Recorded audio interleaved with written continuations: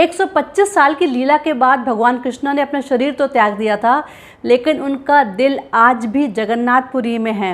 एक ऐसे भगवान जो अपने भाई बहन के साथ पूजे जाते हैं। आदिवासी उन्हें नील माधव कहते हैं, हिंदुज़म में भगवान कृष्णा के नाम से पूजे जाते हैं, जैन उन्हें जीनानाथ कहते हैं और बुद्धिज़्म को मानने वाले उन्हें भगवान बुद्ध के नाम से पूजते हैं। इसीलिए उनका नाम पड़ा जगन्नाथ, जगत के भगवान, जगत के स्वामी।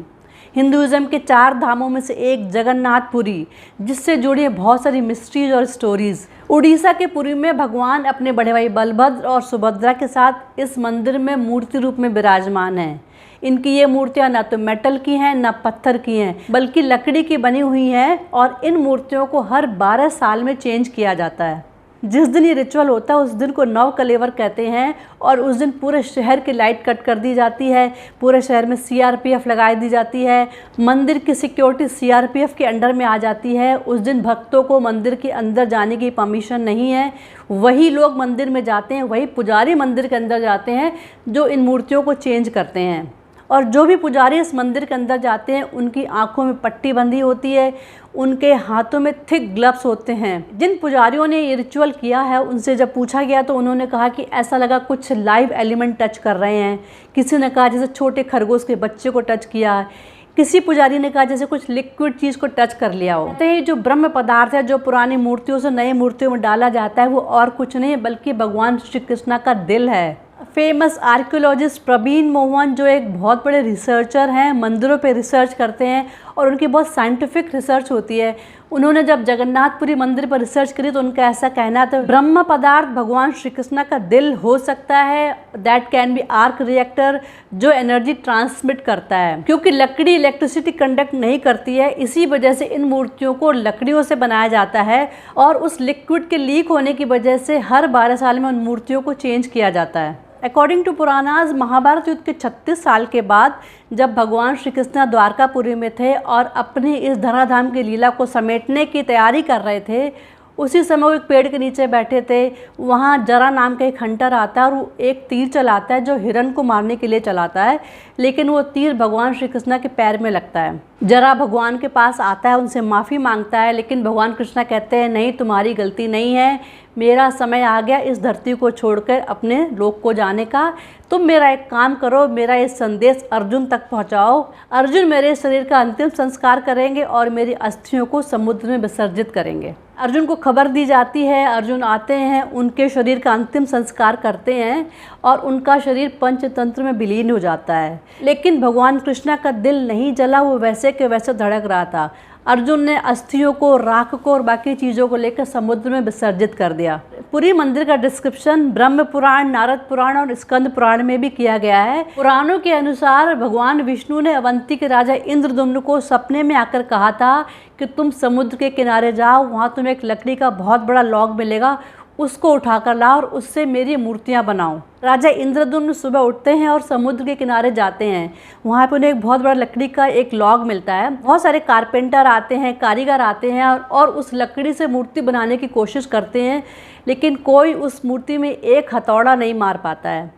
तभी एक बूढ़े आदमी का रूप रखकर भगवान विश्वकर्मा आते हैं और वो कहते हैं मैं इन मूर्तियों को बनाऊंगा। इस तरह से भगवान विश्वकर्मा 3 मूर्तियां बनाते हैं, श्री कृष्णा की, बलभद्र की और सुभद्रा की। श्री कृष्णा की मूर्ति में वही दिव्य पदार्थ रखा जाता है जो समुद्र में तैरता हुआ आया था।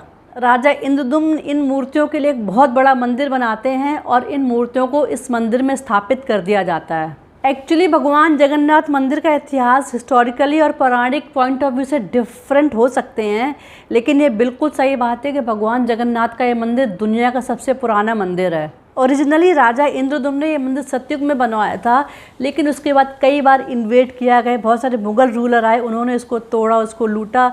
इसके बाद कई बार ये रिकन्स्ट्रक्ट हुआ, बट ओरिजिनली ये बहुत पुराना मंदिर है। ऐसी मान्यता है कि जब महाभारत युद्ध के बाद पांडव स्वर्गलोक की यात्रा कर रहे थे, तब सप्तऋषियों ने कहा था कि तुम स्वर्ग यात्रा के पहले जगन्नाथ धाम होके आओ, जिससे तुम्हारी स्वर्ग की यात्रा आसान हो जाएगी।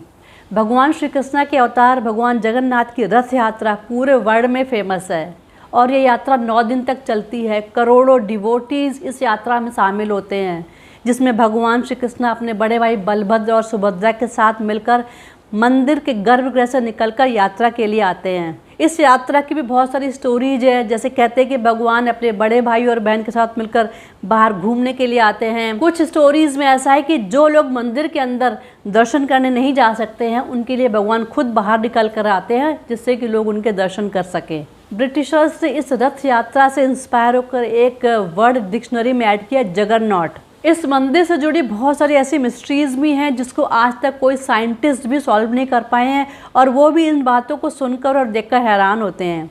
ये एक मिरेकल हो सकता है या भगवान जगन्नाथ का आशीर्वाद ही हो सकता है। ये मंदिर समुद्र के किनारे है, तो समुद्र की जो आवाज़ है मंदिर के बाहर तक तो बहुत ज़ोर से आती है, लेकिन जैसे सिंह द्वार के अंदर आप पैर रखते हैं वो आवाज़ बिल्कुल भी ख़त्म हो जाती है। और ये बहुत सारे लोगों ने एक्सपीरियंस भी किया है। मंदिर के ऊपर जो झंडा लगा हुआ है वो हमेशा ही हवा के अपोजिट डायरेक्शन में ही फ्लो करता है। मंदिर में जो झंडा लगा उसे हर दिन चेंज किया जाता है। एक पुजारी 215 फीट बिना हार्नेस के चढ़ता है और मंदिर के झंडे को चेंज करता है, और किसी दिन अगर ये झंडा चेंज नहीं हुआ तो मंदिर 18 साल के लिए बंद हो जाएगा। मंदिर का कंस्ट्रक्शन, उसका आर्किटेक्चर ऐसा है कि इसकी शैडो, इसकी परछाई ज़मीन पे कभी भी किसी भी समय दिखाई नहीं देती है। सारी जगह ऐसी होती है जो नो फ्लाई जोन होती है, जहाँ पर ऊपर से प्लेन क्रॉस नहीं कर सकता है। लेकिन पक्षियों को कैसे पता है कि नो फ्लाई जोन है? आज तक कोई पक्षी उस मंदिर के ऊपर नहीं बैठा है और उस मंदिर के ऊपर से कभी उड़ता भी नहीं है। इसलिए आप देखना मंदिर के ऊपर बहुत सारे बर्ड्स बैठते हैं, लेकिन इस मंदिर के ऊपर कभी कोई बर्ड नहीं बैठती है। जगन्नाथपुरी के प्रसाद को महाप्रसाद कहा जाता है, क्योंकि ऐसी मान्यता है कि भगवान खुद यहाँ पे भोजन करने आते हैं।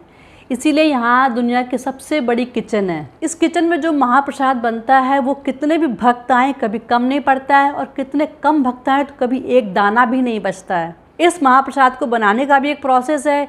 ये प्रसाद लकड़ी के चूल्हे पे बनाया जाता है, और चूल्हे के ऊपर 7 बर्तन रखे जाते हैं। 7 बर्तन मिट्टी के होते हैं, और जो सबसे नीचे वाला बर्तन होता है वो सबसे बाद में पकता है।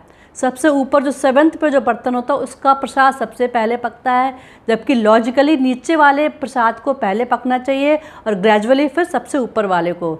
लेकिन यहाँ की किचन में सबसे ऊपर वाला जो बर्तन है उसका प्रसाद सबसे पहले पकता है, तो ये एक मिरेकल ही है। पुरी के जगन्नाथ मंदिर को सभी तीर्थों का सेंटर माना गया है, और रिलीजियसली, सोशली और पॉलिटिकली इस मंदिर की काफ़ी इंपॉर्टेंस रही है। इसी वजह से इस मंदिर को टाइम एंड अगेन लूटा गया, इन्वेड किया, तोड़ा गया। जैसे पहला अटैक 1340 में सुल्तान इलियास शाह ने किया, उसके बाद फिरोज शाह तुगलक ने, उसके बाद औरंगजेब जैसे कई मुग़ल शासक आए जिन्होंने इस मंदिर को लूटा और तोड़ा। इन सभी ने करीब 18 बार इस मंदिर पर अटैक किया, जिसकी वजह से मूर्तियाँ कई बार दूसरी जगहों पर रखनी पड़ी। श्री मंदिर पर आखिरी अटैक 1733 में तुर्की खान ने किया था, जिसकी वजह से मूर्तियों को चिल्का, बाढ़पुर, नयागढ़ जैसे जगहों पर बदल बदल कर रखा गया। ऐसा कहा जाता है कि भगवान को 104 साल तक इस मंदिर से दूर रहना पड़ा। इन्हीं सब अटैक्स की वजह से इस मंदिर में जाने के लिए बहुत सारी रेस्ट्रिक्शंस भी हैं। सनातनी हिंदू, सिख, जैन, बुद्धिज़्म के अलावा इस मंदिर में मुस्लिम्स, क्रिश्चियंस और पारसीज़ की एंट्री नहीं है। इवन 1984 में इंदिरा गांधी वहाँ गई थी, उनको भी इस मंदिर के अंदर जाने की परमिशन नहीं मिली थी, क्योंकि उनके हस्बैंड फिरोज़ गांधी जो एक पारसी फैमिली से आते हैं। 2006 में स्विट्ज़रलैंड के एक बहुत बड़ी डिवोटी जिसने 1,78 लाख रुपीज़ का डोनेशन दिया था, उनको भी इस मंदिर में जाने की परमिशन नहीं मिली थी। लेकिन फिर भी हज़ारों फॉरेनर डिवोटीज़ रथ यात्रा के टाइम आते हैं, क्योंकि रथ यात्रा के टाइम भगवान स्वयं आते हैं अपने दर्शन देने के लिए, अपने गर्भगृह से बाहर निकल कर आते हैं। अगर आपको मेरा ये वीडियो अच्छा लगा होगा तो प्लीज़ कमेंट में जय जगन्नाथ ज़रूर लिखिए। मेरे इस वीडियो को लाइक और सब्सक्राइब ज़रूर करिए।